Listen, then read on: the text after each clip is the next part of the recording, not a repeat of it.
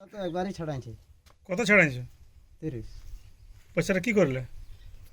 পয়সা ওর কাছে কাটনে বাটনে কে? তারাপদ তারাপদ কেন দিলে গো? তোমরা ঘর করতে পারতে না? ঘর বানাবো বিনাই দেবো।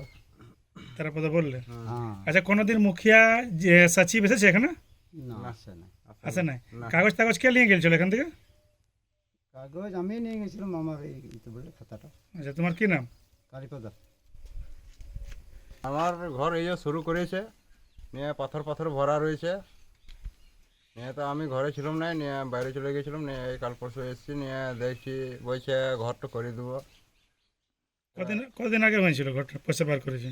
ঘর আমি বাইরেতে ছিলাম তখন পয়সা বার করেছে, ওই 30,000 টাকা, আর ওকেই দিনছে, কাকে ওকে? মানে তারাপদাকে। কোথাকার বটে? ওই সাদিপুরের। সাদিপুর। তুমি ঘর বানাতে পারতে না পয়সাটা থাকলে তুমি ওটা না? প্রথম তো নিয়ে ও নিয়েছে, নিয়ে এখন বলছে আমি এখন বানাবো, বানাই দেবো। নিয়ে ওই ইট পাথর ফেলাইছে, বালি ফেলাইছে, বাস অতটাই, আর কিছু করে নাই।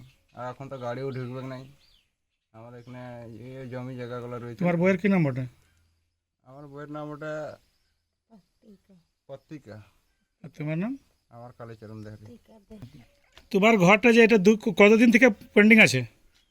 ওই তো বলছি 3 বছর হলো। 3 বছর? হুম।